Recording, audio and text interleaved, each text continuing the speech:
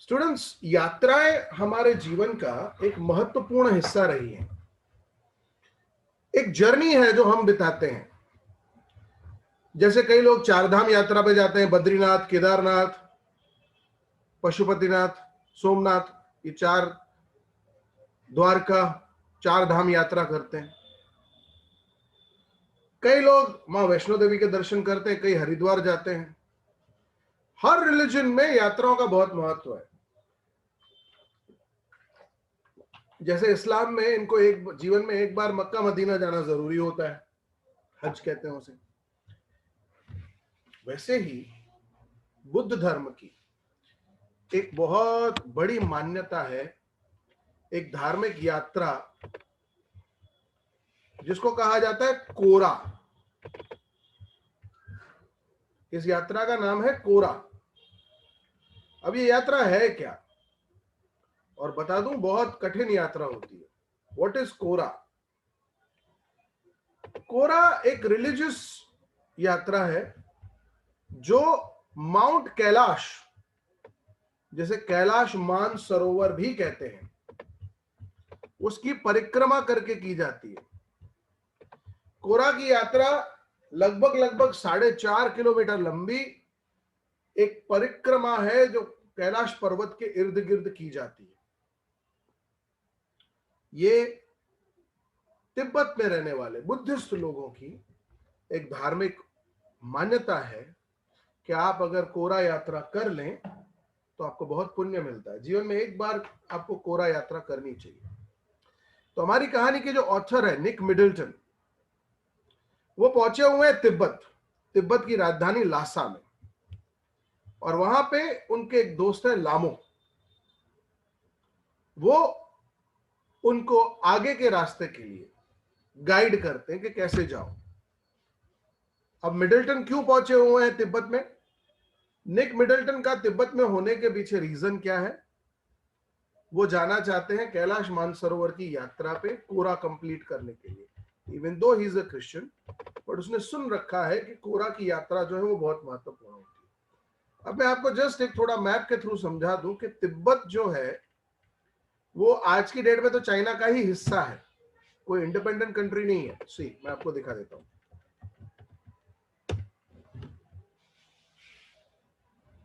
ये रहा। सी, आप पढ़ेंगे तो लिखा हुआ है चाइनीज ऑटोनोमस रीजन। देखा बेटा? तो आपको इसकी इमेजेस दिखा देता हूं।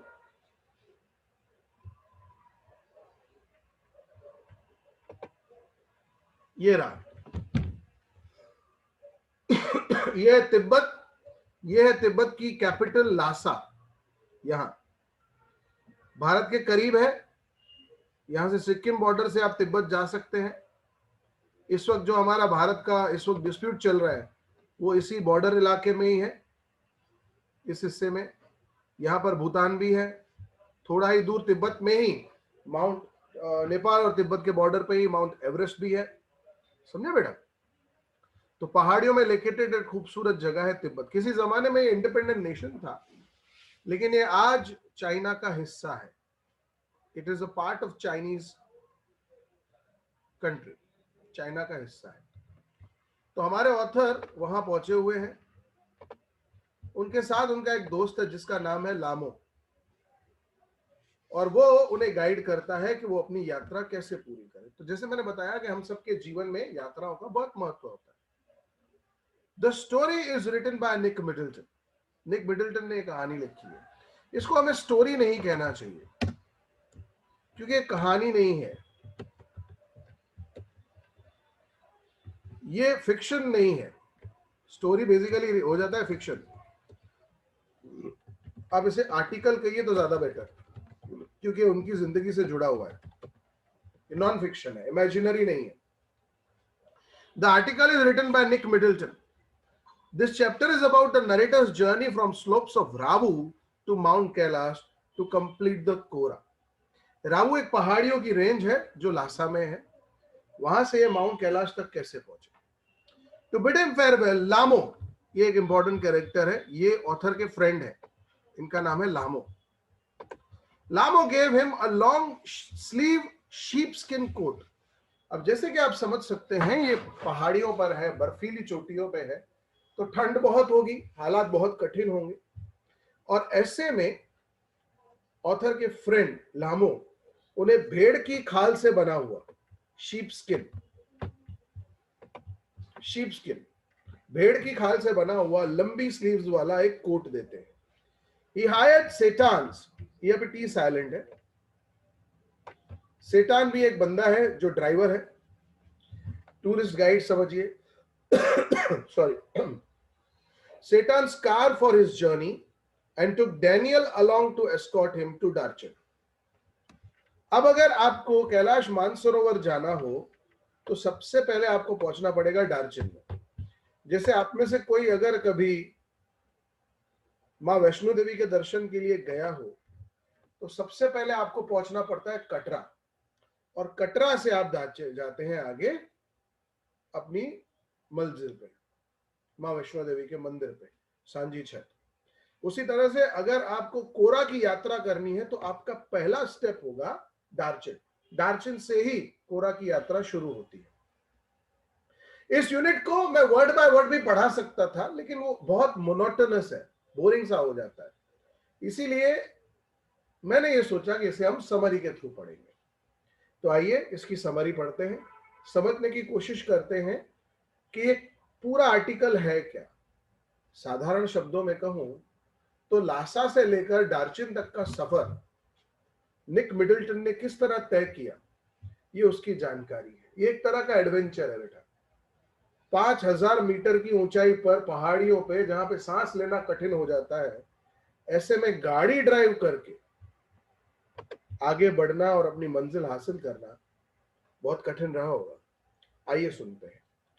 The protagonist. अब ये बहुत आजकल का भारी भरकम शब्द है। हम अगर चाहें तो इसको हीरो भी कह सकते हैं,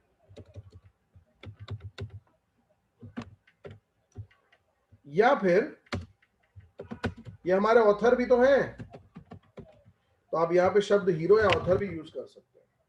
the protagonist wanted to go to Mount Kailash to complete the kora. जैसे कि मैंने आपको बताया, कोरा जो है वो बुद्धिस्ट धर्म की एक बहुत पौराणिक यात्रा है। He hired Satan to drive him up to Mount Kailash. As a farewell gift, Lamo, author's friend, gave him a long-sleeved sheepskin coat. He took Daniel as his companion to Darjin. अब उन्होंने एक और बंदे को अपने साथ ले लिया जिसका नाम था डैनियल, जो कि डैनियल भी इनको धोखा देगा। ध्यान से सुनिएगा आगे। तो इस कहानी का एक पहला पार्ट था। अब आते हैं दूसरे पार्ट पे। When they started the journey, Satan took a shortcut to the southwest, which was a direct route to Mount Kailash. Southwest की तरफ उसने एक डायरेक्ट कट लिया, शॉर्टकट ले लिया, वो माउंट कैलाश की तरफ सीधा जाता है। They had to cross high mountains passes to reach their destination. अपनी मंजिल तक पहुंचने के लिए, समझे बेटा, अपनी मंजिल तक पहुंचने के लिए इनको बड़ी बड़ी पहाड़ियों से भी गुजरना था। Satan assured him that it would be no problem if there would be no snow. Satan ने कहा कि अगर बर्फ नहीं गिरी होगी तो यकीन मानो हम आसानी से पहाड़ियों को क्रॉस करते हुए अपनी मंजिल पे पहुंच जाएंगे। They crossed through few gazelles. अब gazelles एक तरह के हिरन होते हैं। A herd of wild asses, गधों का झुंड, जंगल। Shepherds tending their flocks. वहां पे कुछ शेफर्ड्स थे जो अपनी शीप को लेके जा रहे थे, अपनी शीप को रास्ता दिखा रहे थे। When they reached the hill, they passed dark tents which were home for nomads. ये बुद्धिस्ट सेंट्स है। He saw a Tibetan mastiff. Tibetan mastiff क्या है? एक तरह का डॉग है बेटा। दुनिया के सबसे डेंजरस डॉग्स में इनका इस्तेमाल होता है। एक जमाने में चाइना के शाही खानदान की रखवाली की जिम्मेदारी इन तिब्बतियन मैस्टिफ को होती थी। इसको इतना वफादार समझिए कि 1 किलोमीटर दूर से इनके मालिक की तरफ अगर कोई आ रहा हो तो ये सूंघ के बता सकते हैं कि वो कैसा इंसान है। दुश्मन है तो हमला कर देंगे, हड्डियां तक चबा जाने की ताकत रखते हैं। डेंजरस डॉग्स, इन्हें तिब्बतियन मैस्टिफ कहा जाता है। Standing outside the tent as a guard, These mastiffs ran after his car as he reached near the tents. These dogs had large jaws. तो इन कुत्तों का जो जबड़ा था वो बहुत बड़ा था, और जैसे ऑथर की गाड़ी उन नोमैड्स की टेंट के बाहर से गुजर रही थी, लिटरली हमला कर दिया था मैस्टिफ्स ने उनकी तरफ. As soon as they entered the valley, अब वहां से ये पहुंचते हैं वैली, पहाड़ी की तरफ. They witnessed snow-capped mountains with rivers flowing which were blocked with ice. बहुत गजब का नजारा. ऊपर से देखो तो बर्फ जमी हुई है और नीचे नदी भी बह रही है. When they were riding through the hill, the turns became sharper and roads became bumpier. पहाड़ियों से चलते वक्त बहुत क्लोज और शार्प टर्न्स इनको लेने पड़ रहे थे, रोड भी बम्पी था. Satan was driving in third gear. The protagonist could feel the pressure in his ears. अब यहाँ पे ये जो शब्द यूज किया है, प्रेशर इन हिज ईयर्स, ये क्या बताता है? जब आप हायर अल्टीट्यूड पे होते हो, ऊंचाई पे होते हो, इसका अनुभव आपने तब भी किया होगा जब आप प्लेन में ट्रेवल करते हो. तो जब आप जमीन से 5,000, 6,000, 10,000, 20,000 फुट की ऊंचाई पे चले जाते हो, तब आपके कानों में सुनने की शक्ति जैसे कम हो जाती है, आपके कान नम पड़ने लगते हैं, हवा का प्रेशर महसूस होता है, कई बार कान में तेज दर्द भी होता है. He held his nose, snorted to clear the congestion. नाक में बलगम सा भर गया था, कफ भर गया था, तो स्नॉट करके उन्होंने वो कंजेशन निकाला. He checked his wrist watch. They were 5,210 metre above sea level. 5,210 metre की ऊंचाई पे थे. अब ये बहुत बड़ी हाइट है बेटा. अगर आप ध्यान से सोचें तो 5,210 मीटर, माय गॉड, इसको फुट में कन्वर्ट करेंगे ना बेटा तो भयानक हाइट हो जाएगी. 17,000 फीट, 17,000 फुट की ऊंचाई पे ये कार चला रहे हैं, बाप रे. They reached their first hurdle which was road filled with snow. अब इन्होंने क्या अंदाजा लगाया था कि पूरे रास्ते में कहीं बर्फ नहीं होगी, लेकिन पहली रुकावट मिली जब आगे के रास्ते पे बर्फ थी.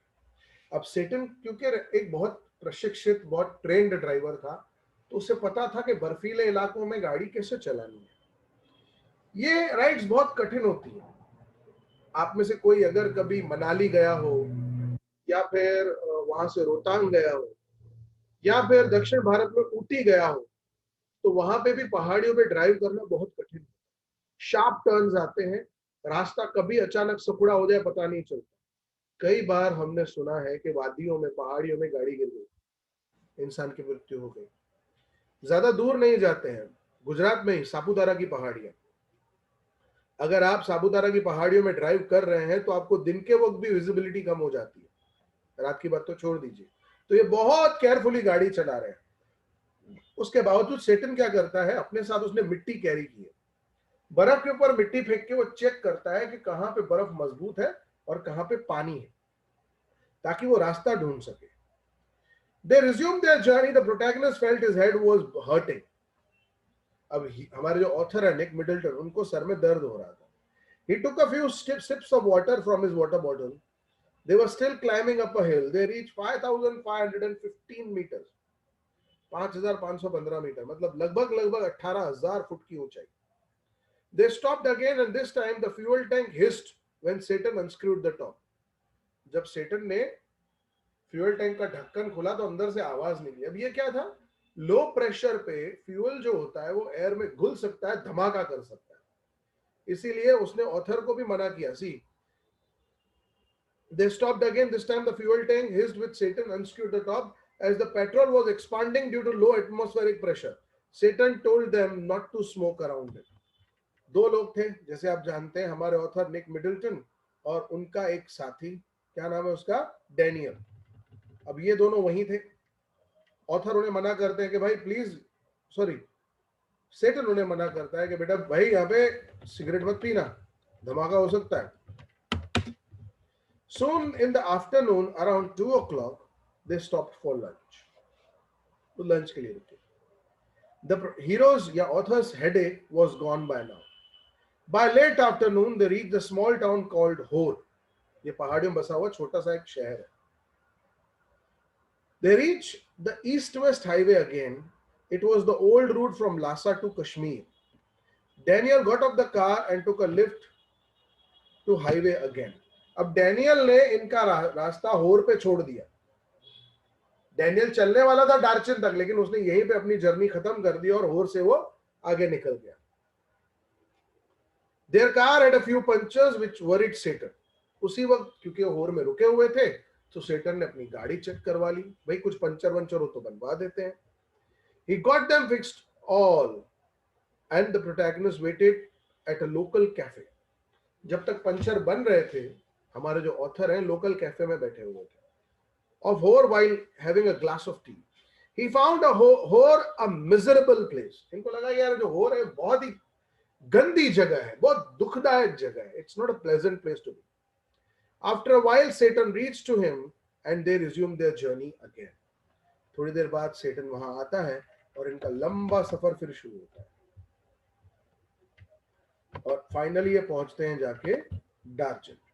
At night around 10:30 p.m. they stopped at a guest house in Darchin to spend the night. ये अपनी मंजिल डार्चिन पहुंच चुके थे. The author got ill and suffered from nose congestion due to change in the altitude and cold weather. अब पहाड़ियों में ऊंचाई पर रहने की वजह से ऑक्सीजन लेवल भी ड्रॉप हो गया था, सांस लेने में तकलीफ हो रही थी. ऑथर एक जगह ऐसा भी लिखते हैं कि उस रात अगर मैं सो जाता तो शायद मर ही जाता, इसीलिए रात भर ये सोते ही नहीं. इनके मन में डर बसा हुआ है कि सोऊंगा तो मर जाऊंगा. He stayed awake all night. Next morning, Satan took him to a Tibetan medical college, where he consulted a Tibetan doctor. जहां पे उनकी मुलाकात हुई एक तिब्बतियन डॉक्टर से, who gave him a 5-day course of medicines in a brown envelope. Ayurvedic दवाइयां दे दी brown colour के envelope में. After taking a full day of medicine, the author was feeling good. author को अच्छा लगा. Satan left him thereafter, assuring his health condition. अब सेटन क्योंकि tour guide था, उसका मकसद ये था कि ऑथर को डार्चिन पहुंचा दे. डार्चिन पहुंचा दिया और वहां पे पहुंचाने के बाद वो वहां से निकल गया. उसने अश्योर किया कि ऑथर ठीक है, अब फिर वहां से निकल गया. The place had a general store where Chinese cigarettes, soap and other things were available. एक जनरल स्टोर था जहां पे चाइनीज सोप्स और बाकी सारी चीजें चाइनीज सिगरेट्स और बाकी सारी चीजें मिलती थी. अब ध्यान से सुनिएगा कि यहाँ पे चाइनीज चीजें क्यों मिल रही हैं. शुरू में ही मैंने आपको बताया कि तिब्बत जो है वो ऑटोनोमस रीजन है China. In the afternoon, the men gathered at a shabby table to play pool every day. वहां पे लोग पूल खेलते थे. Women would wash their hair in the narrow stream. जो वहां पे नदी बहती थी उससे औरतें अपने बाल धोती, मतलब नहाती थी. Darchin had one problem, it had no pilgrims. अब ऑथर से गलती क्या हो गई, समय से पहले पहुंच गए. सी कई सारी जगहों पर यात्रियों के आने का एक फिक्स समय होता है, जैसे अमरनाथ यात्रा, केदारनाथ यात्रा, जम्मू कश्मीर में वैष्णो देवी यात्रा, वो एक फिक्स टाइम ड्यूरेशन में होती है. इन दिनों में यात्री निकलते हैं. आप अगर उससे पहले पहुंच गए तो वहां पे आपको कोई यात्री दिखेगा ही नहीं, क्योंकि गवर्नमेंट ही अलाउ नहीं करती है. कैलाश मानसरोवर की भी यात्रा एक ऐसी यात्रा है जो गवर्नमेंट परमिशंस के साथ की जाती है. भारतीय हर साल जाते हैं हजारों की तादाद में. आगे सुनते हैं. According to the local people, in the peak season of pilgrimage मतलब धार्मिक यात्रा, the place would be filled with travelers. यहाँ पे सैकड़ों की तादाद में ट्रैवलर्स मिलेंगे. He met a person in Darchin's only cafe. डार्चिन में एक ही कैफे था और वहां पे उनकी एक मुलाकात होती है एक बंदे से जिसका नाम है Norbu. His name was Norbu, who was a Tibetan working in Beijing. Tibetan था लेकिन काम करता था बीजिंग में, again China. At the Institute of Ethnic Literature of Chinese Academy of Social Science. बाप रे कितना लंबा नाम है. Institute of Ethnic Literature of Chinese Academy of Social Science. He came to Darchin to complete the Kora. क्योंकि ये भी एक बुद्धिस्ट था, तो जैसे मैंने आपको बताया उनके धर्म के मुताबिक एक बार उनको कोरा की यात्रा करनी है ऑथर की तरह. He was fat and found it difficult to walk. लेकिन वो इतना मोटा था कि वो चल भी नहीं पा रहा था. The author decided to go on the pilgrimage with him. Author ने फैसला किया चलो यार और कोई नहीं तो यही सही, इसी के साथ जाते हैं. They hired yaks. पहाड़ियों के बैल होते हैं, याक कहते हैं. To carry their luggage. Norbu finally said it is not possible for him while he collapsed across the table and laughed hilariously. Norbu ने कहा भाई तुम अकेले जाओ यार, मेरी तो ताकत नहीं है चलने की.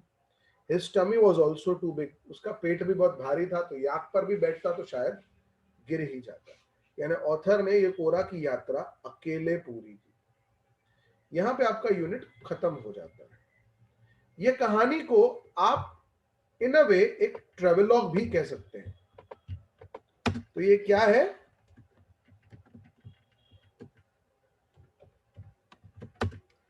इसे ट्रेवलॉग भी कहा जाता है. ट्रेवलॉग बेसिकली क्या होता है कि आपकी जर्नी, आपने एक जगह से सफर करके कहां तक का सफर पहुंचे, आपका रास्ते का अनुभव कैसा रहा, उसकी यादें आप शुरू शेयर करें तो उसे ट्रेवलॉग कहते हैं. ठीक है बेटा, आई होप आप सबको ये समझ में आ गया होगा.